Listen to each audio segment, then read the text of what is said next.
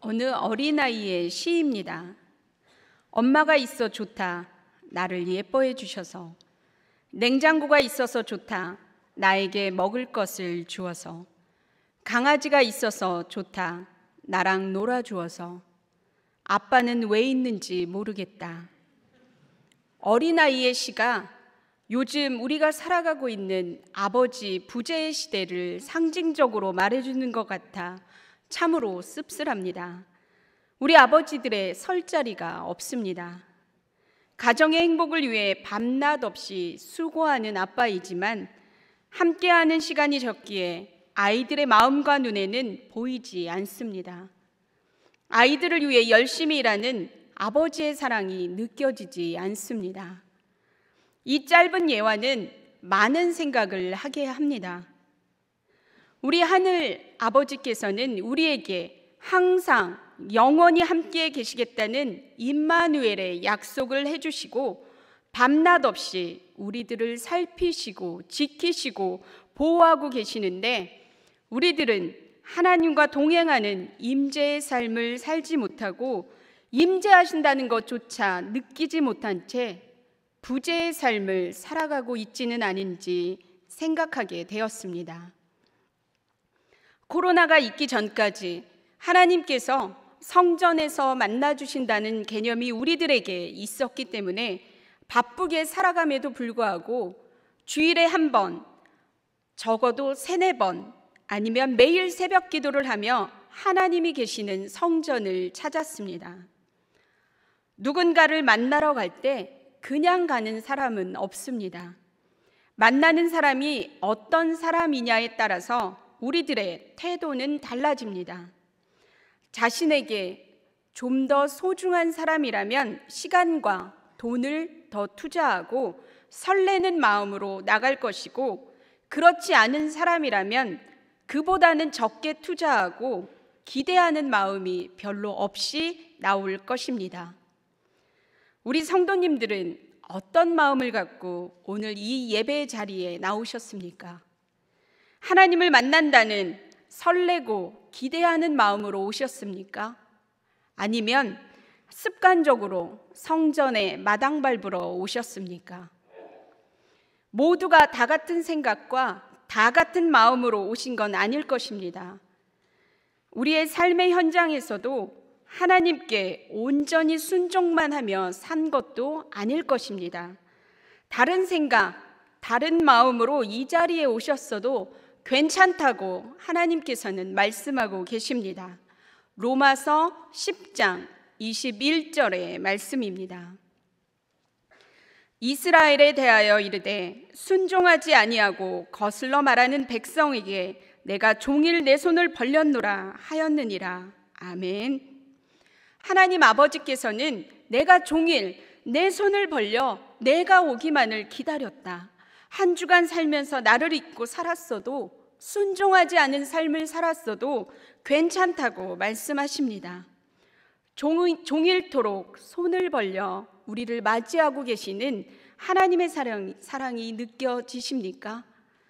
우리를 위해서 밤에는 불기둥으로 낮에는 구름기둥으로 지키시며 한시도 눈을 떼지 않고 종일토록 손을 벌려 우리에게 손을 내미시고 계시는 하나님의 마음을 깨닫고 그 손을 저와 여러분이 오늘 잡게 되길 바랍니다. 오늘 본문인 학개 2장 1절부터 9절까지의 말씀은 두 부분으로 나눌 수 있습니다. 첫 번째는 1절부터 5절까지로 백성에게 주는 위로, 격려의 말씀이고 두 번째는 6절부터 9절까지로 영광과 평화의 약속을 하고 있습니다. 오늘 본문의 이야기를 하기 위해서 이스라엘 백성들의 역사를 살펴보겠습니다. 사울과 다윗과 솔로몬 시대까지는 단일 왕국이었지만 솔로몬이 죽자 남과 북으로 이스라엘은 갈라졌습니다. 북이스라엘은 여로보암이 다스렸고 722년에 아수르에 의해 멸망을 당하였고 남유다는 솔로몬의 아들 르호보암이 다스렸으며 586년에 바벨론에 의해 멸망을 당합니다. 그래서 이스라엘 백성들이 포로로 끌려가게 됩니다. 바벨론은 다시 페르시아의 고레스 왕에 의해 멸망을 당하게 됩니다. 정권을 잡은 고레스 왕이 바벨론에 포로로 끌려와 있던 이스라엘 백성들에게 예루살렘으로 돌아가 성전을 재건하라는 칙령을 발표하게 됩니다. 이 칙령이 고레스 칙령입니다. 에스라 1장 1절부터 3절까지의 말씀입니다. 우리 한 목소리로 읽겠습니다. 바사왕 고레스 원년에 여호와께서 예레미야의 입을 통하여 하신 말씀을 이루게 하시려고 바사왕 고레스의 마음을 감동시키심에 그가 온 나라에 공포도 하고 조서도 내려 이르되, 바사왕 고레스는 말하노니 하늘의 하나님 여호와께서 세상 모든 나라를 내게 주셨고 나에게 명령하사 유다 예루살렘에 성전을 건축하라 하셨나니 이스라엘의 하나님은 참 신이시라. 너희 중에 그의 백성된 자는 다 유다 예루살렘으로 올라가서 이스라엘의 하나님 여호와의 성전을 건축하라. 그는 예루살렘에 계신 하나님이시라. 아멘. 이 조서로 스룹바벨과 여호수아를 중심으로 이스라엘 백성들이 예루살렘으로 귀환하기 시작했습니다. 주권이 없는 남의 나라에서 생활은 상상하기도 어렵습니다. 힘들게 바벨론에서 적응하며 삶의 터전을 살아왔던 사람들, 거기서 이세로 태어난 사람들이 바벨론을 등지고 허허 벌판인 아무것도 없었던 예루살렘으로 돌아오는 것은 쉬운 일이 아니었습니다. 에스라 2장 64절은 당시 귀한 자가 42,360명이라고 기록하고 있습니다. 약 5만 명의 사람들이 귀환하였는데 이것이 1차 포로 귀환입니다. 남의 나라 바벨론에서 고생하며 열심히 산 덕분에 이제 좀 살만하게 되었는데 왜 아무것도 없는 허허벌판, 폐허나 다름없는 예루살렘으로 5만여 명의 사람들이 돌아왔을까를 생각해 보셨습니까? 돌아온 5만 명의 마음 저 깊은 곳에는 이런 마음이 있었습니다. 성전에 하나님이 거하시겠다고 위탁의 말씀을 하셨는데 나라가 망하고 예루살렘 성전이 무너졌으니 우리 하나님은 더 이상 거기에 계시지 않는다. 하나님이 계시는 곳이 되기 위해서는 성전을 지어야 한다.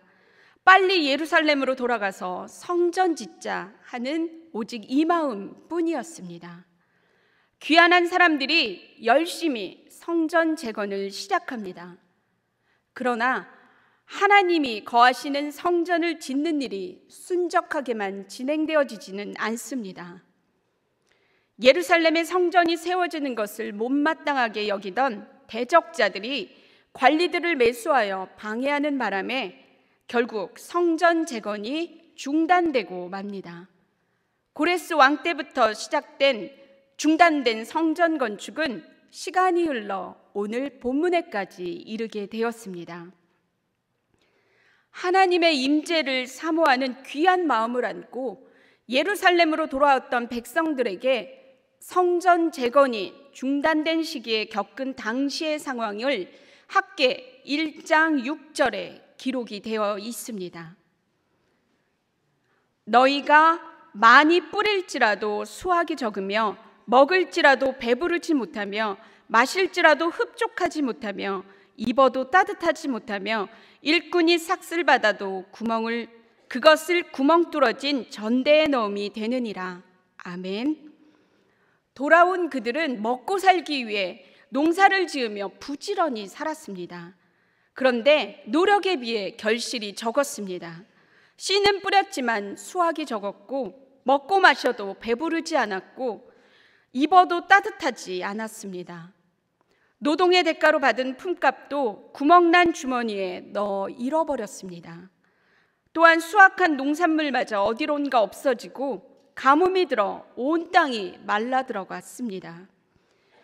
성전 건축이 미루어진 상황에서 열심히 바쁘게 살고 있었지만 소득은 적었고 내부의 갈등에 모든 것이 뒤죽박죽된 상황, 재앙이 반복되는 꽉 막혀 있는 상황에 이들은 처하게 되었습니다. 이런 총체적 난국을 겪고 있을 때 하나님께서 학개 선지자에게 하신 말씀입니다. 학개 1장 8절의 말씀입니다. 너희는 산에 올라가서 나무를 가져다가 성전을 건축하라. 그리하면 내가 그것으로 말미암아 기뻐하고 또 영광을 얻으리라. 여호와가 말하였느니라.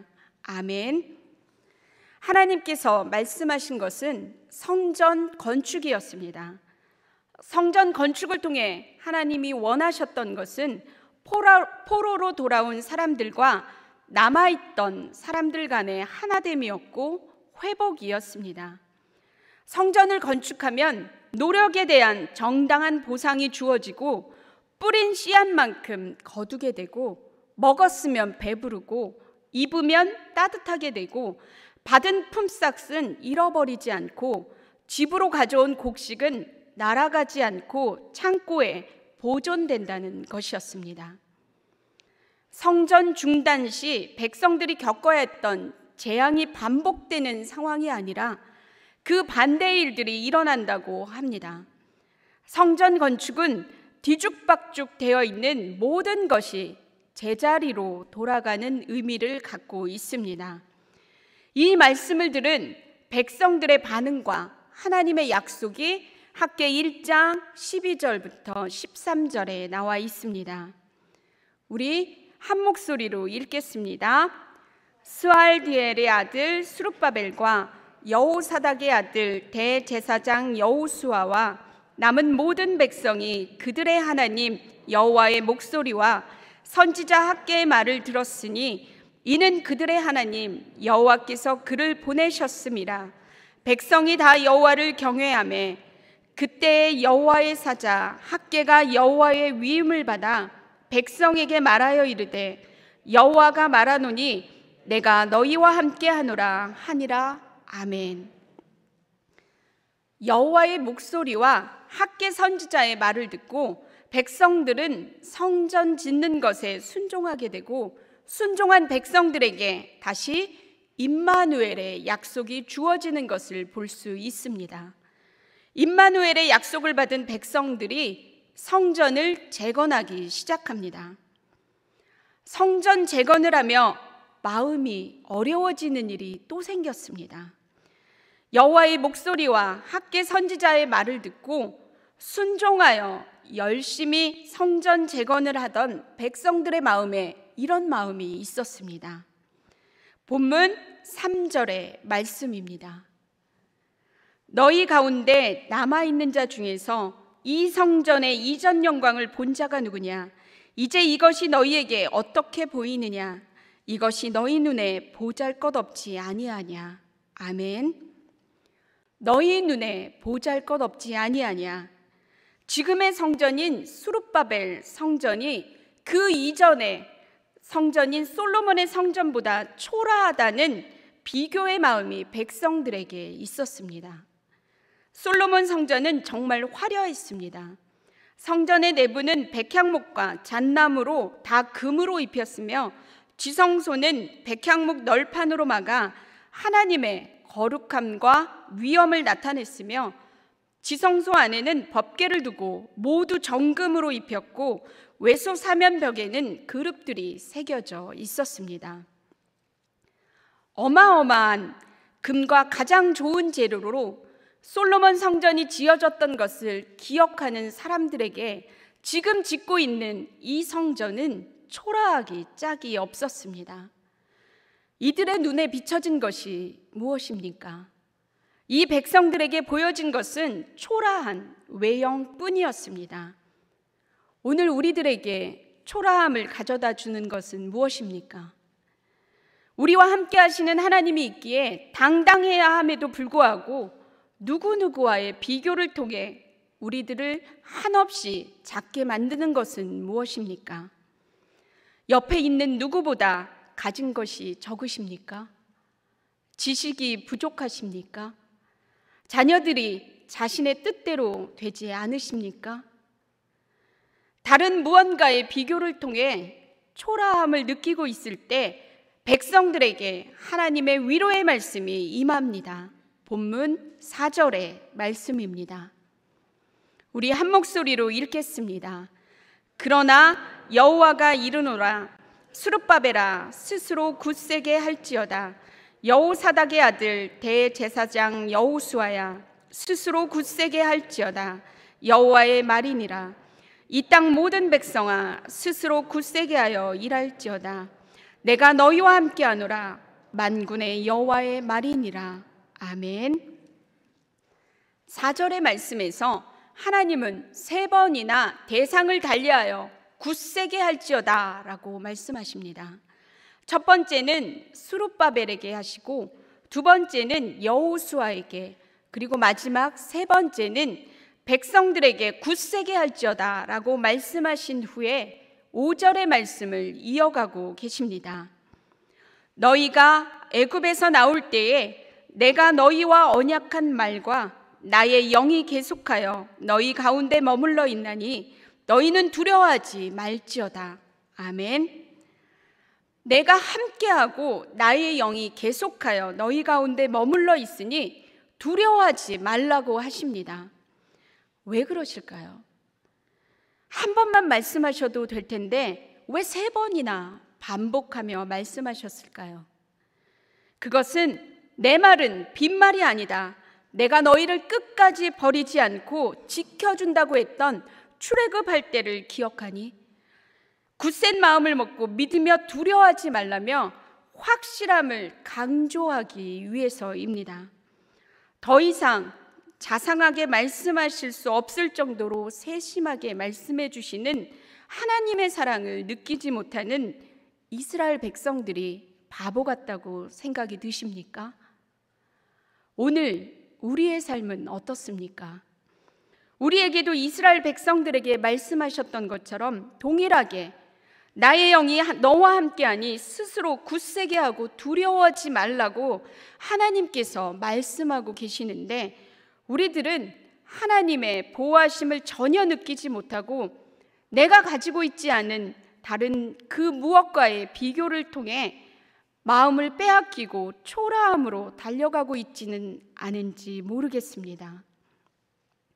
저와 여러분의 삶에 함께 하시는 하나님으로 말미암아 초라함이 아니라 믿음을 더욱 굳세게 하는 임마누엘의 은혜가 임하길 바랍니다.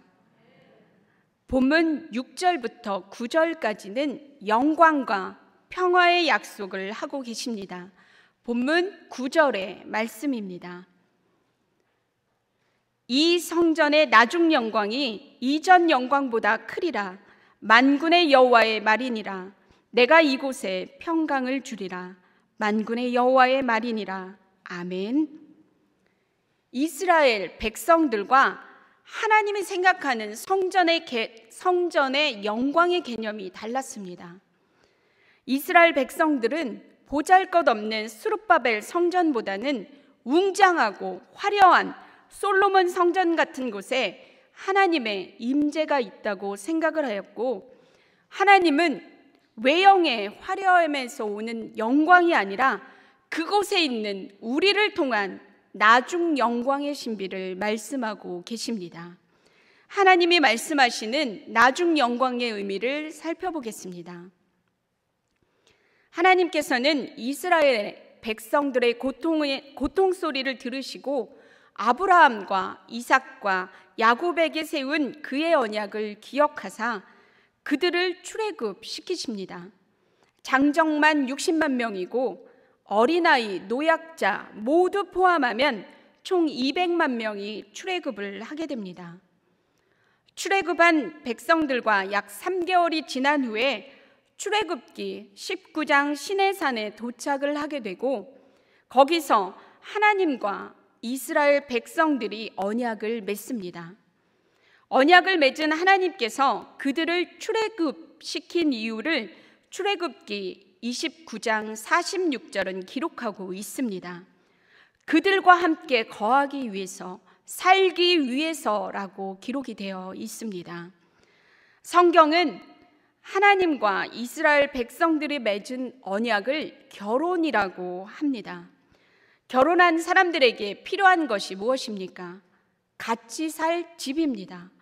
같이 살 집으로 마련한 것이 성막입니다. 하나님이 거하시는 성막에는 성소와 지성소라는 방이 있습니다. 하나님께서는 나는 언약궤가 있는 지성소에 거하시겠다고 말씀하셨습니다. 이 말씀에 의하면 하나님을 만나려면 반드시 지성소에 가야 합니다. 성막의 이해를 돕기 위해서 잠시 언약을 살펴보겠습니다. 시내산에서 처음 하나님과 이스라엘 백성들이 세운 언약을 우리들은 구언약이라고 합니다.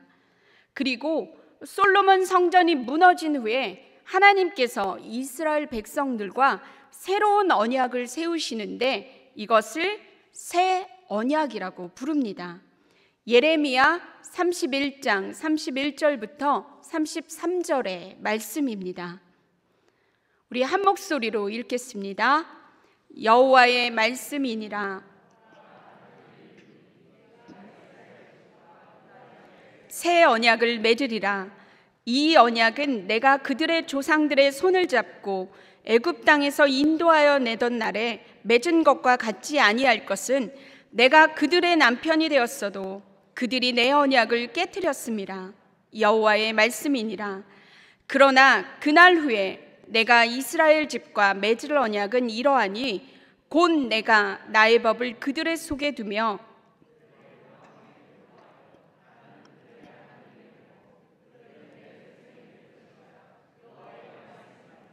아멘. 구언약과 새 언약의 공통점은 무엇입니까? 하나님과 이스라엘이 맺은 언약입니다.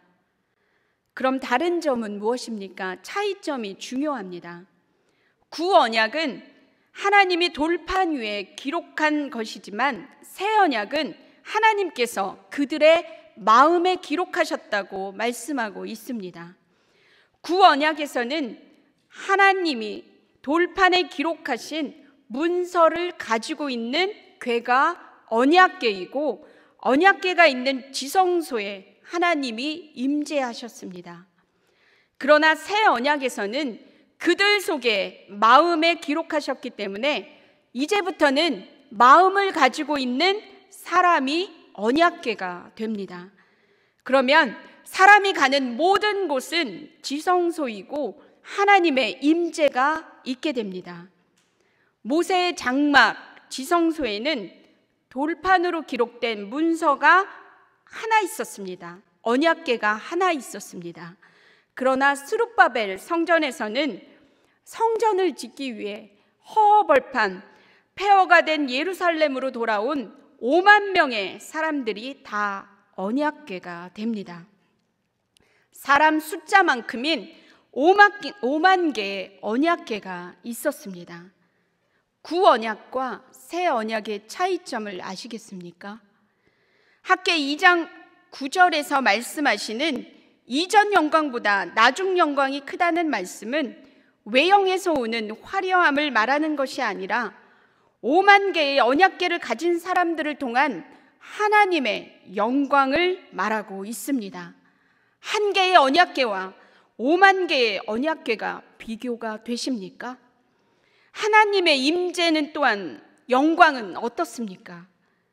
모세 장막의 영광보다 화려한 솔로몬의 영광보다 보기에는 초라해 보일지 모르지만 5만 개의 언약궤들이 모여있는 스룹바벨 성전의 영광을 따라갈 수 없다고 말하는 것이 9절의 핵심 내용입니다.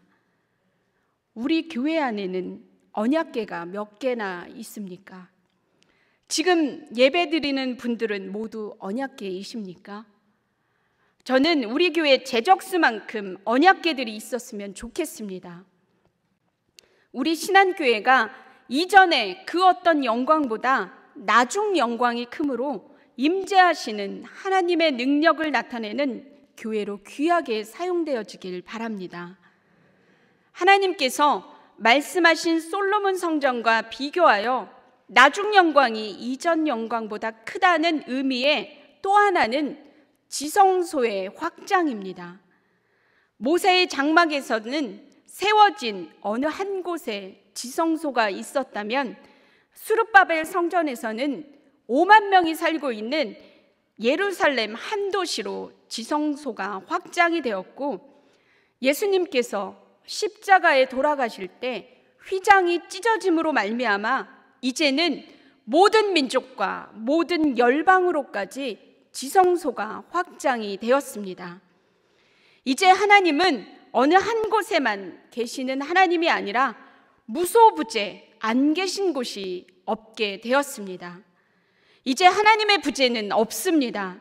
오직 우리에게는 하나님의 임재만 있을 뿐입니다. 사랑하는 성도 여러분, 어린아이의 시에서는 아버지의 부재가 있었습니다. 그러나 언약궤인 우리들이 살아가는 모든 곳은 하나님이 임재하는 곳이기에 우리들의 삶에서는 더 이상 하나님 아버지의 부재를 찾을 수가 없습니다. 저와 여러분은 오직 하나님 아버지가 함께 하시는 임재의 삶을 살게 되길 바랍니다. 우리에게 늘 임재하시는 하나님께서 언약궤인 우리들에게 약속의 말씀을 하십니다. 본문 9절 하반절의 말씀입니다. 우리 함께 읽겠습니다. 내가 이곳에 평강을 주리라. 만군의 여호와의 말이니라. 아멘. 바로 평강입니다. 언약궤인 우리들에게 주시는 최고의 선물은 평강입니다. 언약궤인 저와 여러분에게 하나님의 평강이 임하길 바랍니다. 이제 말씀을 마치려고 합니다. 이전 영광보다 나중 영광이 크리라는 말씀을 통하여 우리가 깨닫게 되는 것은 지성소의 확장이 일어났기에 이제 하나님은 어느 한 곳에 갇혀 있으신 분이 아니라 무소부재 안 계신 곳이 없다는 것입니다. 구언약과 새 언약의 차이점인데, 구언약에서는 지성소에 언약궤가 하나 있었습니다. 그러나 이제는 사람이 언약궤가 되므로 우리가 밟는 모든 땅이 지성소이고 그곳에서는 하나님께서 임재하십니다. 어린아이의 삶에서 아버지의 부재가 있었다면 언약궤인 우리들의 삶에서는 하나님 아버지의 부재는 없습니다. 오직 임재만 있을 뿐입니다. 믿으십니까? 부재에서 임재로의 삶을 사는 하나님의 사람들에게 주어지는 하나님의 말씀이 9절 하반절의 말씀이었습니다. 내가 이곳에 평강을 주리라. 저와 여러분이 언약궤로서 하나님의 임재 가운데 평강의 축복을 받으며 살아가게 되시길 바랍니다. 기도하겠습니다.